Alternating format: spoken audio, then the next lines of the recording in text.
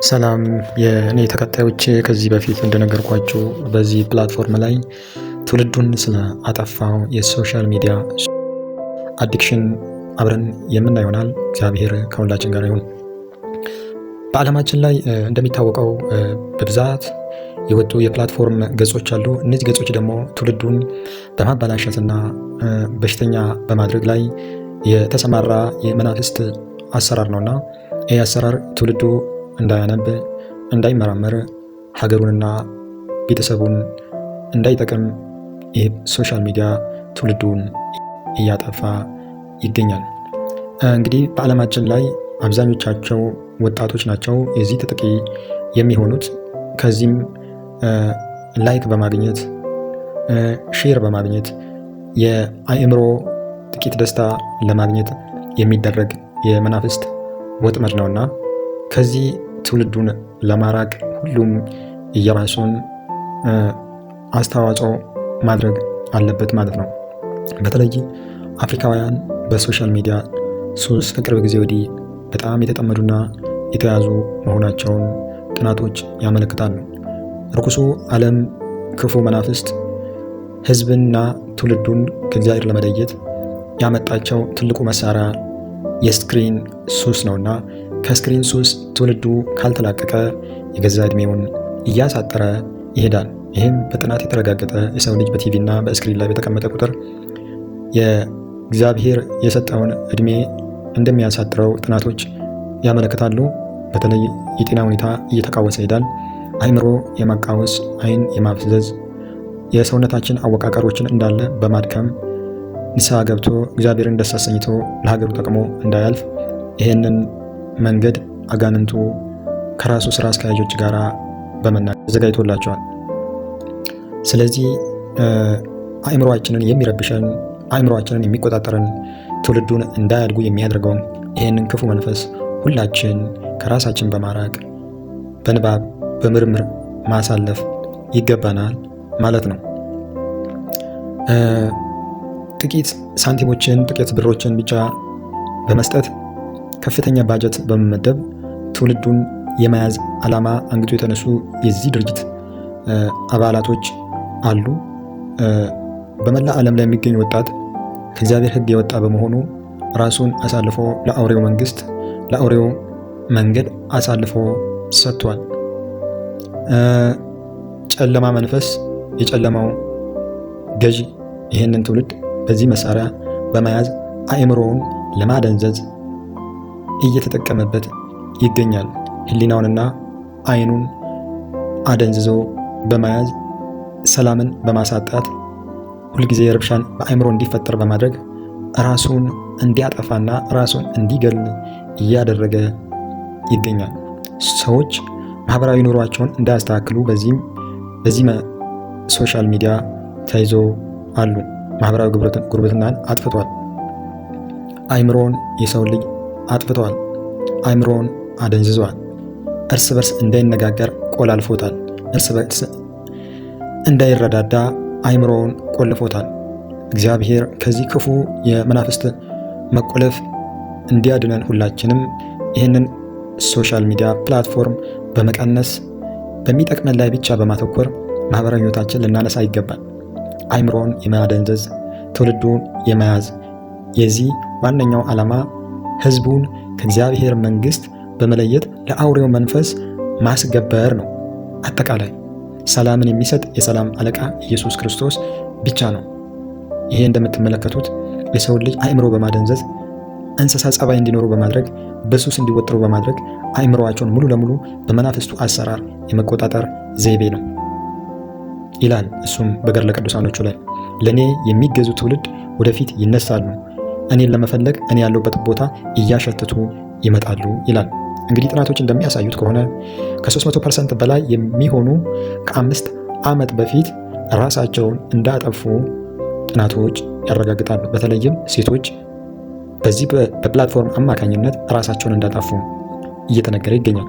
በተለይ ራቁት ፎቶቸውን ከተለቀቀባቸው በኋላ ገበናቸው ከተለቀቀባቸው በኋላ አብዛኞቻቸው ራሳቸውን እንዳጠፉ ጥናት ያመለክታል።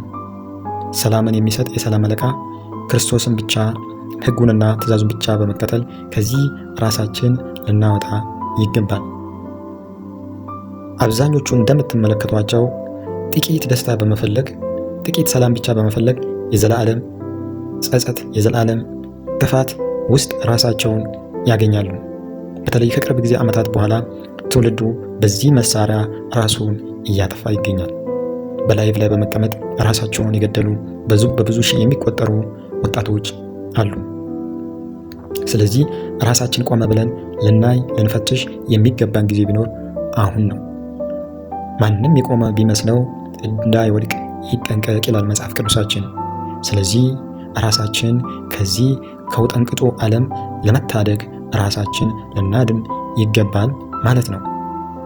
ሶሻል ሚዲያ አደገኛ ገዳይ መሳሪያ ለትውልዱ ተስፋን የሚያሳጣ፣ ሰላምን የሚያሳጣ፣ ጤናንን የሚያሳጣ፣ ትውልዱን የሚበርዝ መንገድ ስለሆነ ሁሉም እያንዳንዱ የበኩሉን ድርሻ ሊወጣ ይገባል። በተለይ ለታዳጊ ልጆች ይህንን መንገድ እንዲከተሉ ማድረግ ሀገሪቱን በጨለማ ውስጥ እንድትወድቅ ማድረግ ነው። ምክንያቱም ሀገር ተረካቢ ትውልድ ማጣት ይመጣል። አሁን እየጠፋ ያለው አዲሱ ጄኔሬሽን በዚህ መንገድ የተጠመደ ነው። ቀጣይ ሀገርን የሚረከብ ትውልድ ማጣት ሳይመጣ የሚያነብ ትውልድ ጠፍተዋል። የሚመራመር ትውልድ ጠፍተዋል። ሀገሩን የሚጠብቅ ትውልድ እየጠፋን ያለው። ስለዚህ ራሳችሁን ከዚህ ወጥመድ ለማዳን ምርጫችሁ አንድ ብቻ ነው። ሶሻል ሚዲያን መቀነስ፣ ማንበብ፣ መመራመር፣ ቤተሰባዊነትን፣ ፍቅር ማጽናት፣ ከሰው ጋር ያለን ጉርብትና ማጽናት፣ እርስ በርሳችን መነጋገር፣ ሶሻል ሚዲያን ከራስ ማራቅ፣ ስፖርትን ማዘወተር፣ ማህበራዊ ኑሯችንን ማሳደግ ያስፈልገናል። እንግዲህ እያንዳንዱ የምትመለከቱት ቪዲዮ ለእናንተ የተወሰነ መፍትሄ ይሰጣችኋል ብዬ አስባለሁ። የምትመለከቱት ምክረ አበው የቻናል ዩቲዩብ ገጽ ስለሆነ የሚጠቅማችሁን ብቻ በመያዝ ሰላምን የሚሰጥ ወደ እግዚአብሔር በመቅረብ ወደ ቅዱሳን በመቅረብ ሰላማችሁን ማግኘት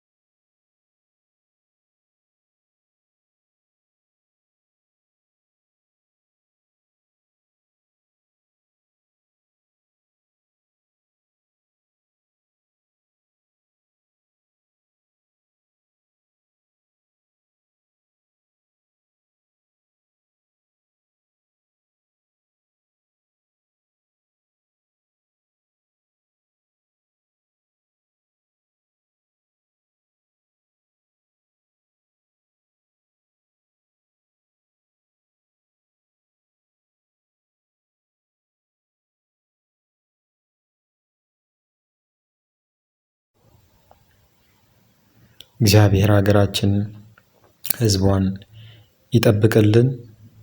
ሰላማዊ ኢየሱስ ክርስቶስ በቸርነቱ ሰላሙን ይስጠን።